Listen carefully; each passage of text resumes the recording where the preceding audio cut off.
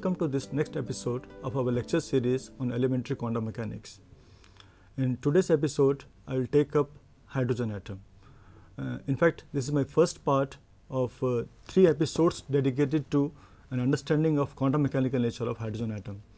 And in this today's session, I am going to talk about how do we design the Schrodinger wave equation for hydrogen atom, and then how do we process it, manipulate it in such a fashion that the equation becomes solvable, and so that we can proceed further and solve it and get the wave functions and things like that. Now, today's session has been designed as follows. To begin with, I'll try to give a small brief recapitulation of what we've done so far. Thereafter, I'll take up how do we define the problem of hydrogen atom, and then how do we formulate Schrodinger wave equation for that.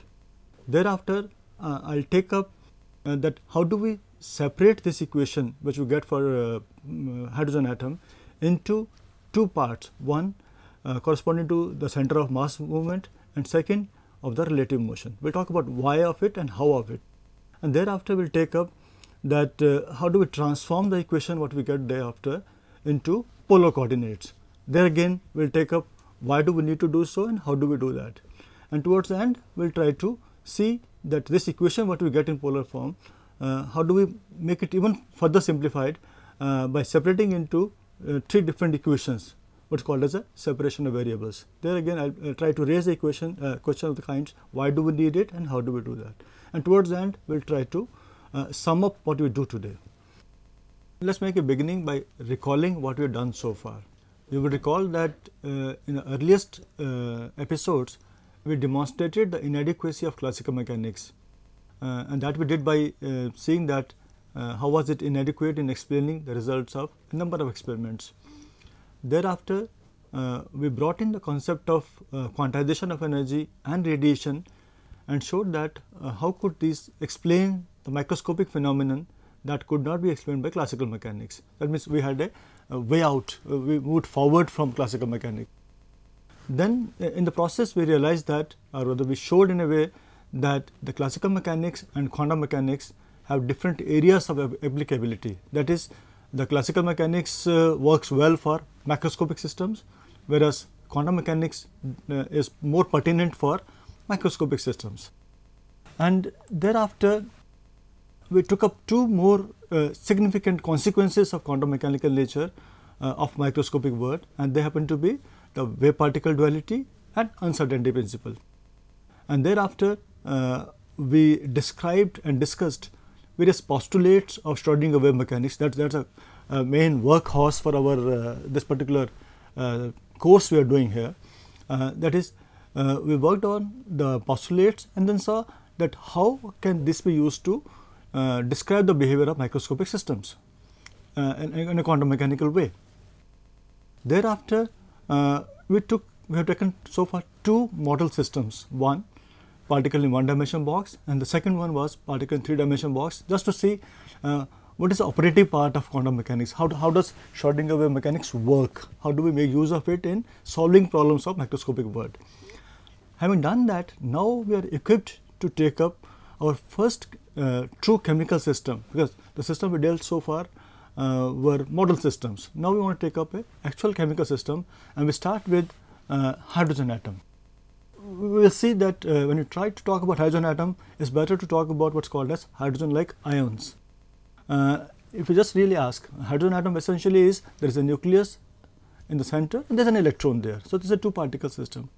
But if I take say a helium ion has got a nucleus. If I just take out 1 electron from helium atom, I will have a nucleus and 1 electron.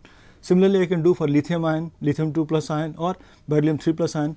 All of these will be 2-particle systems. There will be 1 nucleus there of a different mass now, and there will be 1 electron. So, what we do is we club all of them together and call this problem as hydrogen-like ions. So, we talk about hydrogen atom or hydrogen-like ions, systems are going to be the same. The only difference is going to come into what is the mass of the nucleus, that is all. Now, how do we define our systems? Let us see, since I am talking about a 2-particle problem, so we have a nucleus, we have an electron here, and this is my origin of the Cartesian coordinate system. And if I just see that the coordinates of the nucleus happen to be xn, yn, zn. I'm just defining them. I could take x1, y2, y1, z1 or anything for that matter.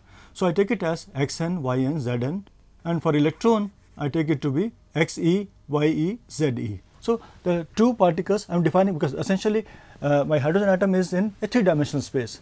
So, I have to locate the two particles. So, I must define their positions in terms of Cartesian coordinate system. So, I must tell what are the x axis, what is the x coordinate for that, y coordinate and z coordinate, each one of them, and then define the position of the two particles. Having done that, then we also have concept of what's called as a center of mass. Center of mass we will talk about as we proceed further. But right now, we are dealing with a two particle problem, and we are kind of graduating from our earlier systems which were single particle in one dimensional box and 3-dimensional box. And we will realize that the moment we go from one particle to two particle, the life becomes quite complicated, that the systems becomes too complex to handle. Let us see how does it happen. Okay. So, typically you would recall that any quantum mechanical system, the first and foremost thing is we must formulate the Schrodinger wave equation for the system.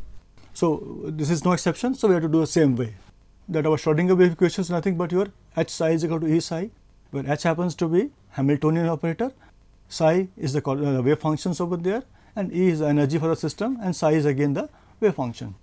And our Hamiltonian h happens to be an operator for total energy. So, total energy is sum of the kinetic energy and the potential energy, or in other words we can say our Hamiltonian operator h is a sum of two operators, T, that is a kinetic energy operator, and V, that is a potential energy operator. So, effectively if I have to formulate Schrodinger wave equation, what I need to do is I have to formulate the Hamiltonian for that. And to formulate Hamiltonian, I have to do it in two parts. Formulate the operator for kinetic energy, and thereafter I will formulate an operator for potential energy, put the two together to get the Hamiltonian. So, that is how I proceed about it. Okay. So, let us make a beginning by saying that how do I work out the kinetic energy operator. To work out the kinetic energy, what do? I will have to work out what is the kinetic energy of the electron. Similarly, I do it for the nucleus, and then put the two together and see what is my kinetic energy operator. If I look at the kinetic energy of electron, since electron is free to move in any of the 3 dimensions x, y and z. So, the kinetic energy of the electron, this is you can recall from our earlier session on particle in 3-dimensional box, it is a similar expression. The only thing is we had a particle there, now we talk about an electron. Okay. So, expression is 1 by 2 me Vxe square, that means basically this refers to the kinetic energy of the electron in around x axis, this is kinetic energy along y axis, this is kinetic energy along z axis.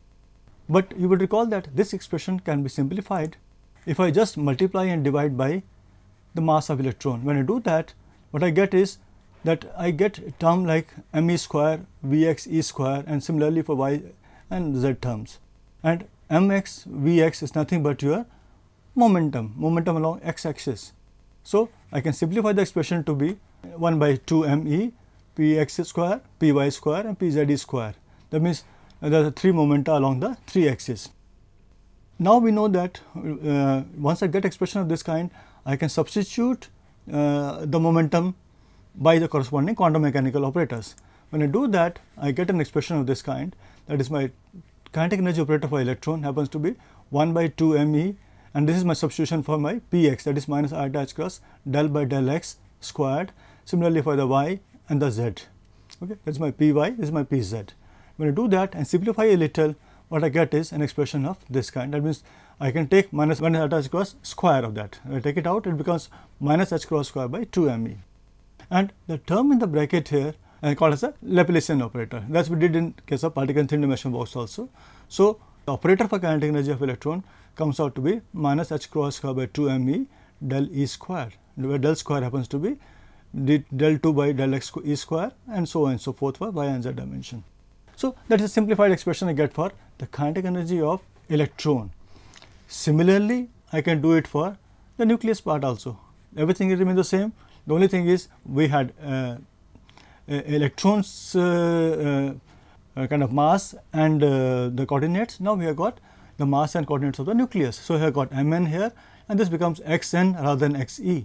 The kinetic energy operator for the nucleus happens to be minus h cross square by 2 mn del n square. when I put the two kinetic energy operators for the nucleus and the electron together, I get the total kinetic energy operator to be equal to minus h cross square by 2 m e del E square plus minus h cross square 2 m n del n square, and that is my total kinetic energy.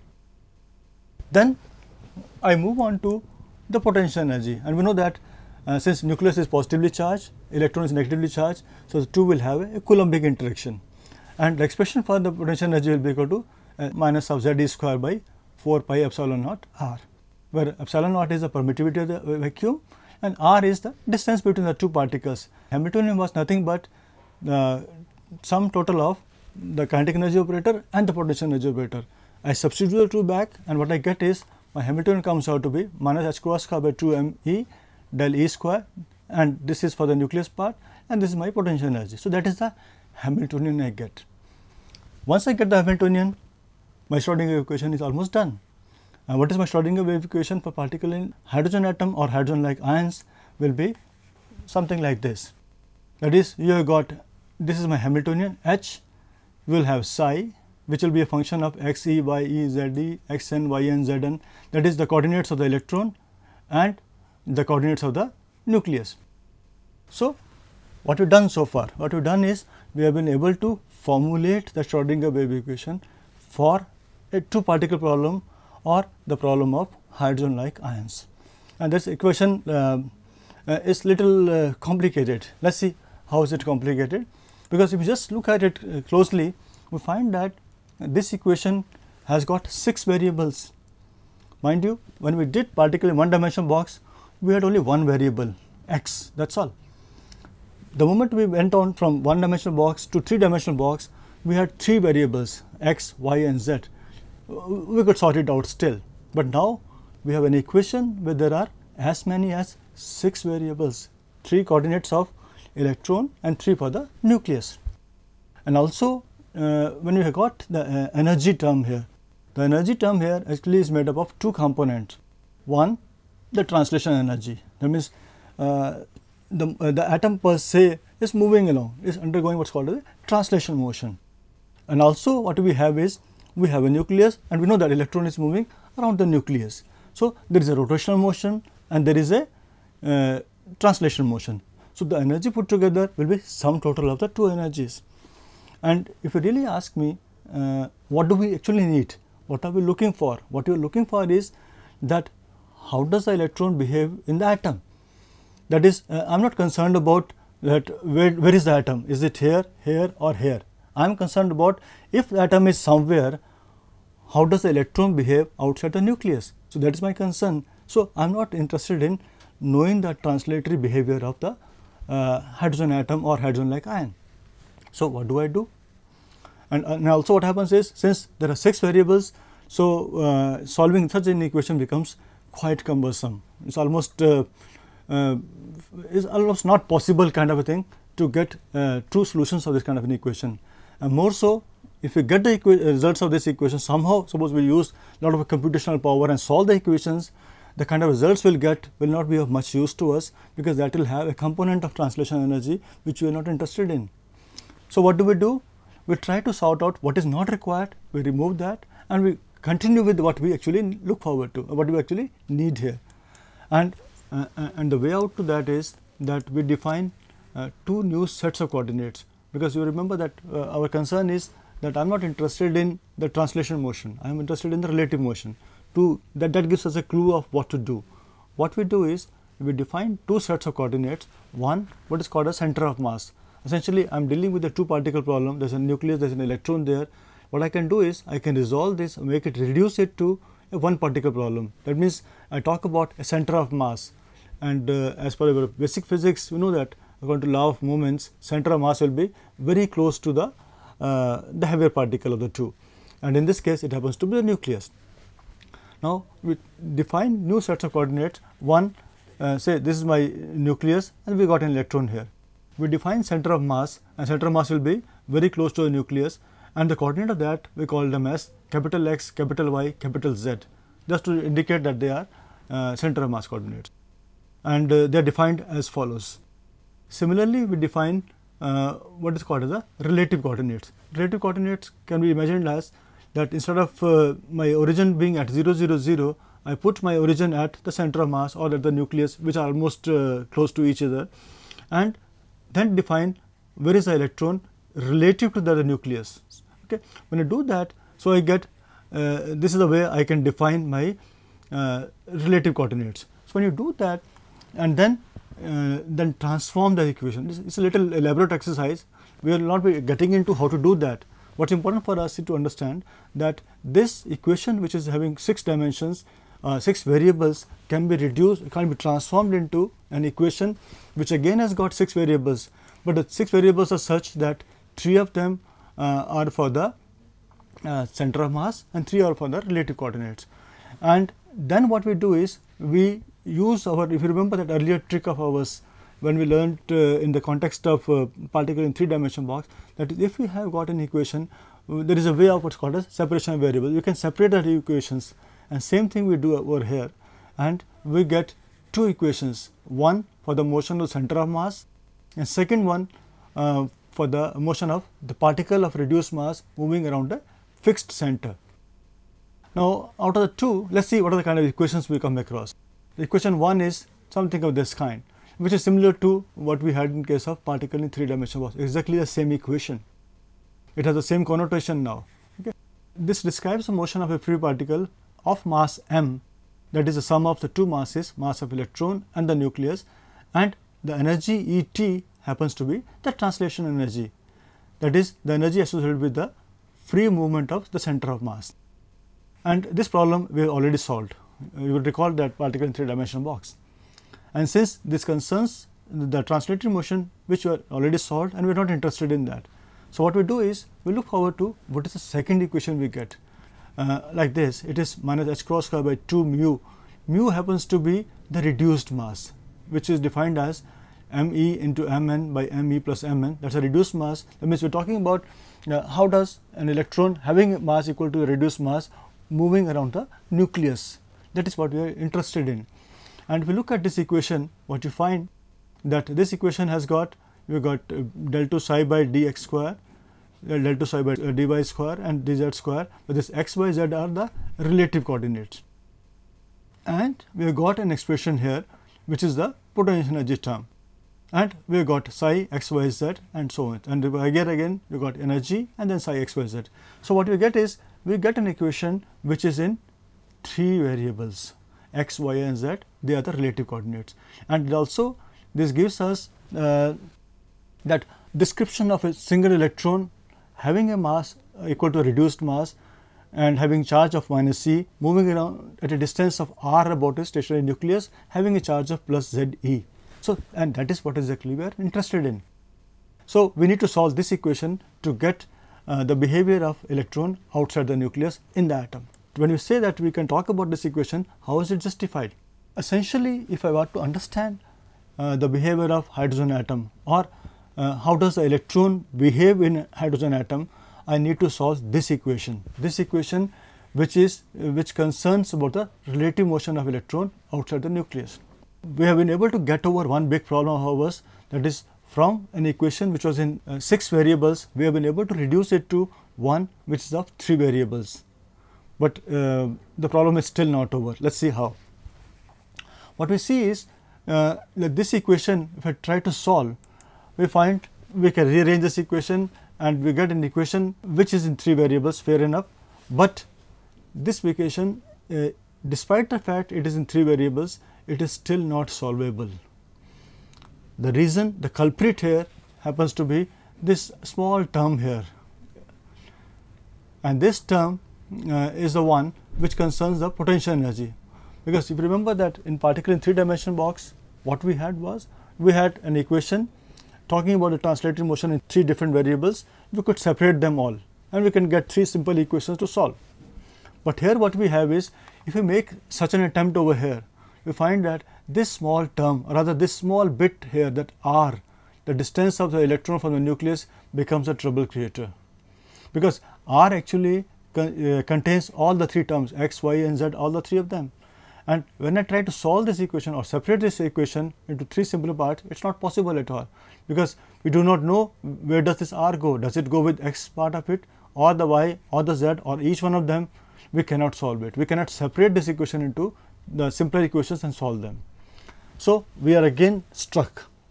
We got an equation we're having 3 variables, but we cannot solve for the reasons that this small little r in the potential energy term is not separable into the individual components over there. Then what is the way out?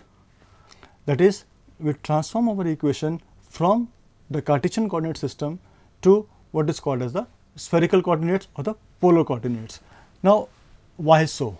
Why so is that if I transform my equation from x, y, z to r theta phi, what I find that in r theta phi, my potential energy happens to be dependent only on one variable, that is r. So, and that in such a scenario, we will be rather in a position to separate this equation into simpler equations and solve, and that is what exactly we are going to do. But before we proceed further, we must understand what is this spherical coordinate system, how do you define that. Now, if you look at, if you really ask me, frankly speaking, the spherical polar coordinate system is an alternate way of locating a point in 3 dimension. Say this point is there, and let me imagine that this elbow of mine is the origin here. I say this point is at a distance of 1 cubit from this origin. So, this point is somewhere here. This point is here, so is this point, so is this point, so is this point. So, wherever I go, there will be so many points, all of them will be at a distance of, say I start from origin here. So, all these points over a sphere will be at a distance of r from my the point of reference here or the origin over there. So, just by telling r, I am not able to locate the point. So, what do?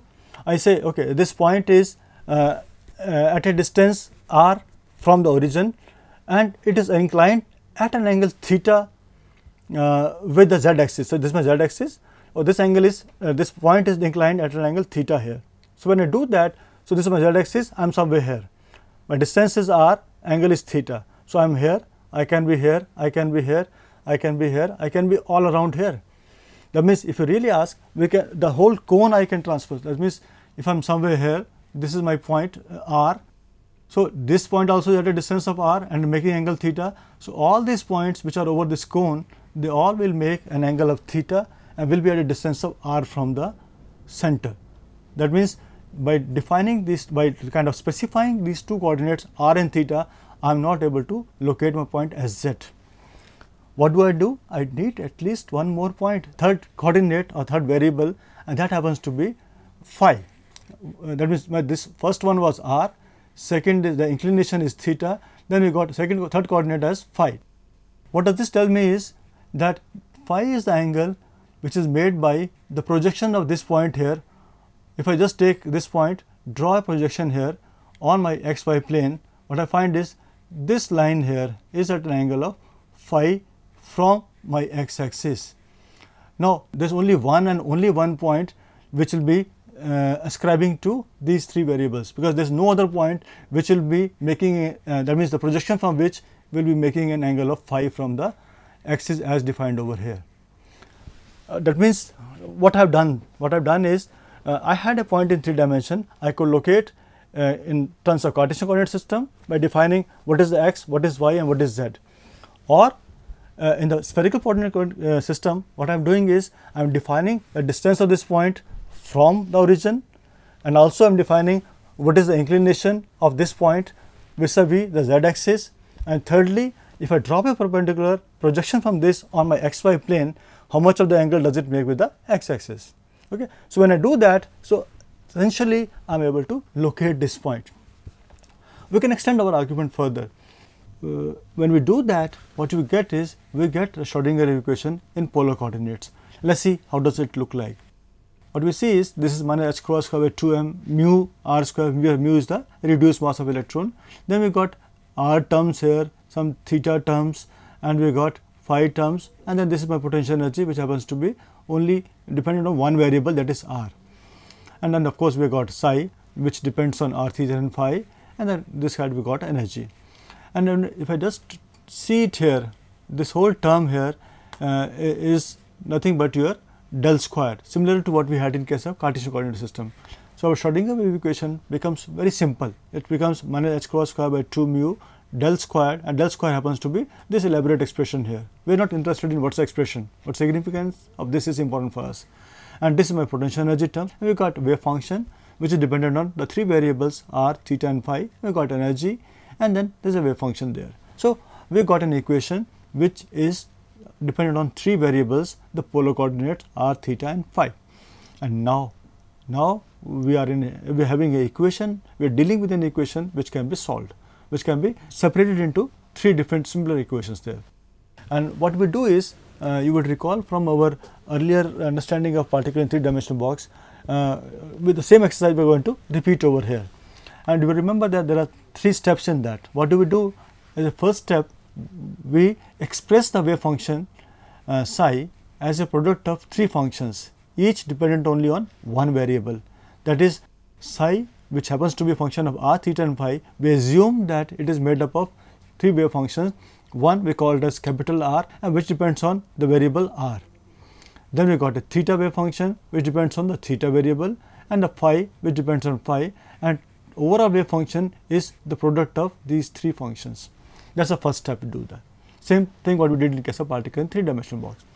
Thereafter, we substitute this wave function into the equation and organize the expression. We just manipulate the expression, we rearrange the things in such a fashion that it comes out to be a sum of the terms such that each term depends on a single variable, and these terms add to a constant, exactly the same way what we did in case of particle in 3-dimensional box. When we do that, then the third step is we separate these component equations depending on a single variable and set them to be equal to a given constant. What we get is, we get 3 equations. They are called as the phi equation, which happens to have the following expression. We will talk about this in the next episode, how do we deal with this equation. Then there is a theta equation, which happens to depend only on the theta variable. Here we got only phi, we got theta here, and the r equation which has only r as the variable. So, this capital R is the wave function, small r is the variable. The small theta is the variable, capital theta happens to be the wave function. Here this is a capital phi, the wave function, and smaller phi is the variable there. So, we get 3 equations. Then what we do is, these 3 equations are called as the r equation, theta equation and phi equation.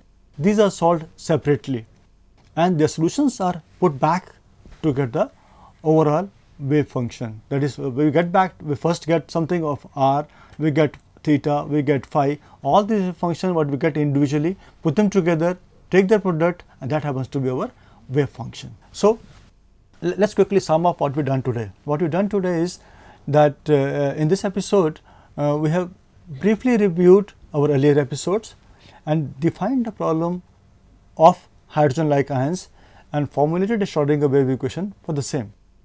Thereafter, we have discussed why and how to separate the equation for the center of mass and for the relative motion. From that means, you remember that from 6 variables to 2 equations of 3 variables each. Thereafter, we explained why do we need to transform the equation of relative motion of the electron with respect to the nucleus from Cartesian coordinate system to polar coordinate system, because we found that the potential energy term was a trouble creator there. Having done that, having got an equation into polar coordinates, we explained that the simple 3-step strategy to separate this equation into 3 simpler equations, and in the process we have been able to get 3 equations, namely the r equation, theta equation and the phi equation. In the next episode, we will learn about, we actually will not be solving this equation because there are 2 elaborate procedures for that and highly mathematical approaches are there. Our interest will be to see what are the results of those equations. That means, if I solve phi equation, what do I get? What does it mean? Similarly, for theta equation and phi equation, and thereafter we will try to put meaning into the outcome of our these solutions. Thank you.